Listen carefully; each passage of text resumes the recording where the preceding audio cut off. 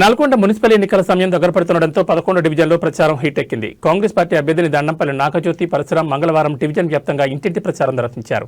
ఈ సందర్భంగా మాట్లాడుతూ మంత్రి కోమటిరెడ్డి వెంకటరెడ్డి నాయకత్వంలో నల్గొండ నగరం అద్భుతంగా అభివృద్ధి చెందిందని కొనియాడారు. గెలిచిన వెంటనే డివిజన్లో సీసీ కెమెరాలు ఏర్పాటు చేసి భద్రతను పెంచుతామని, ఇందిరమ్మ ఇళ్లు, యువతకు ఉపాధి, నూతన పార్కులు మరియు గ్రంథాలయాల ఏర్పాటు తన ప్రధాన లక్ష్యమని ఆమె హామీ ఇచ్చారు. చేయి గుర్తుకు ఓటు వేసి భారీ మెజార్టీతో గెలిపించాలని కోరారు.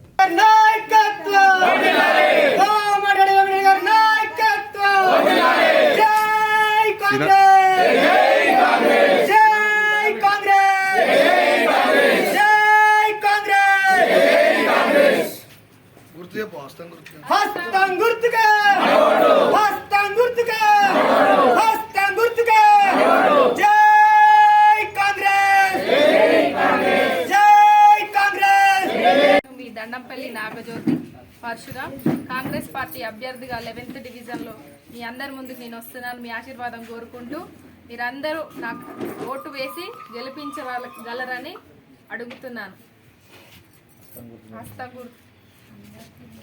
అందరికీ నమస్కారం. నేను మీ దండంపల్లి నాగజ్యోతి పరశురాం 11వ డివిజన్ కాంగ్రెస్ పార్టీ అభ్యర్థిగా మీ ముందుకు వస్తున్నాను. నాకు టికెట్ రావడానికి సహకరించిన ప్రధాన వారు మా మంత్రివర్యులు కోమటిరెడ్డి వెంకటరెడ్డి గారికి, మరియు మాజీ మున్సిపల్ చైర్మన్ గురు శ్రీనివాసరెడ్డి గారికి, టౌన్ అధ్యక్షులు అన్నగారు గుగుల మోహన్ రెడ్డి అన్నగారికి, వారికి నా ప్రత్యేక ధన్యవాదాలు. వారికి నా పాదాభివందనాలు. ఇంత చిన్న వయసులో నా పనులు చూసి టికెట్ ఇచ్చినందుకు వారికి ప్రత్యేక ధన్యవాదాలు. నేను ఈ వార్డులో గత 5 ఏళ్ల నుంచి ఈ వార్డులో గ్రౌండ్ లెవెల్ నుంచి చాలా కష్టపడి వచ్చినాను. ఈ సార్ విజయానికి ఒక కీలక పాత్ర కూడా పోషించాను. సార్ విజయం తర్వాత మంత్రి గారితో మాట్లాడి 2 కిలోమీటర్ల రోడ్లు శాంక్షన్ చేపిస్తే మళ్ళీ మంత్రి గారితో కొట్లాడి 3 కిలోమీటర్ల రోడ్లు వేయించుకున్నాను మన వార్డులో, మరియు కిలోమీటర్ డ్రైనేజ్ వేయించుకున్నాను. అలాగే park development, urban park development మామిలగూడలో కూడా శాంక్షన్ చేయించుకున్నాను. అలాగే ముఖ్యంగా ఎన్నో సంవత్సరాలు 10 ఏళ్ల నుంచి మా వార్డులో ప్రధాన సమస్య మెయిన్ రోడ్. అపార్ట్మెంట్ నుంచి కథలగూడ వరకు ఆ మెయిన్ రోడ్ సమస్య చాలా ఇబ్బంది పడేది మా వార్డు ప్రజలు. మొన్న మా మంత్రి గారు సహకారంతో ఆ రోడ్డు కూడా శాంక్షన్ చేయించుకున్నాను. ఫస్ట్ శాంక్షన్ చేయించి శంకుస్థాపన కూడా చేయించుకున్నాను. ఫస్ట్ కేవలం 15 ఫీట్ల రోడ్డే అని చెప్పారు. మళ్ళీ మంత్రి గారితో కొట్లాడి 20 ఫీట్ల రోడ్ శాంక్షన్ చేయించుకున్నాను. అది ఎలక్షన్ కాగానే పనులు మొదలవుతాయి. ఇంకోటి మెయిన్గా సమస్య ఏంటంటే, మన వార్డులో ప్రధాన సమస్య ఏంటంటే డ్రైనేజ్ సమస్య, రోడ్ల సమస్య, వాటర్ సమస్య. మెయిన్ మా వార్డులో ప్రధాన సమస్యలు ఈ 3 ఉన్నాయి. ఈ 3 సమస్యలు మేము ఖచ్చితంగా ఎలక్షన్లు అయిపోగానే ఏపిస్తాం. ఖచ్చితంగా వాటర్ సమస్య తీర్పుతాం. ఇంకా అలాగే మా సంతోషమైన వార్త ఏంటిదంటే, మన మంత్రి గారు వినాయక హౌసింగ్ బోర్డులో 10 లక్షల క్యూబిక్ లీటర్ల కెపాసిటీతో ట్యాంక్ కట్టిస్తుండు. అది కేవలం మన వార్డు కోసమే. ఇంకా ఇప్పుడు వచ్చే 3 నెలల ఎండాకాలం, 2 నెలల ఎండాకాలం వస్తుంది. ఇప్పుడు ఆ ఎండాకాలం ఇంకొక నెలలో ఆ ట్యాంక్ కూడా పూర్తవుతుంది. పూర్తయినాక మన రోజు తప్పించి రోజు సాగర్ వాటర్ మన వార్డుకు వస్తున్నాయి. కాకపోతే ఇది చాలా సంతోషమైన వార్త.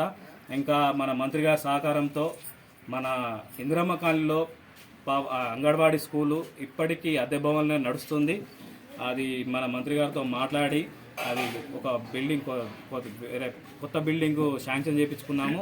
అది కూడా త్వరలో పని పూర్తవుతుంది.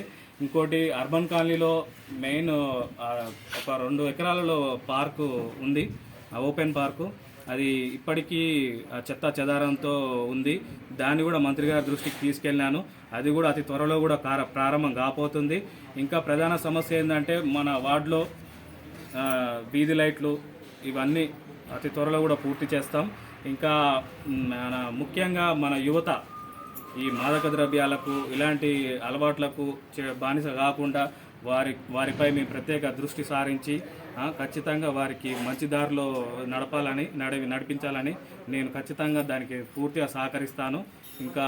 ఇంకా విషయం ఏంటంటే, మన వార్డు దాదాపు ఒక ఇంతకుముందుకు గత ప్రభుత్వంలో కూడా మన పైన ఒక ప్రభుత్వం ఉండే కింద ఒక ప్రభుత్వం ఉండేసరికి మన వార్డు ఎలాంటి అభివృద్ధి జరగలేదు. ఈసారి ఖచ్చితంగా మంత్రి గారి సహకారంతో ఎన్నో నిధులు తీసుకొచ్చి మన వార్డు అభివృద్ధి చేస్తానని, నేను ఖచ్చితంగా చేపిస్తానని మనస్ఫూర్తిగా ప్రజల వద్దనే మన ప్రజాపాలన ఖచ్చితంగా చేపిస్తానని మనస్ఫూర్తిగా కోరుకుంటున్నాను. ఈ అవకాశం ఇచ్చిన మంత్రి గారికి, మా లోకల్ లీడర్స్ అన్నల గారికి ప్రత్యేక ధన్యవాదాలు. అండ్ ఇంకా మన 11వ డివిజన్ ఓటర్ మహాశయులకు మీ అందరికీ పాదాభివందనం చేస్తున్నాను. మీరు దయచేసి సరైన వ్యక్తిని ఎంచుకోండి, అభివృద్ధి వైపు ఓటేయండి, హస్తం గుర్తుకు ఓటేసి మమ్మల్ని భారీ మెజార్టీతో గెలిపించుకోవాలని మా యొక్క మనవి, మా యొక్క పాదాభివందనాలు.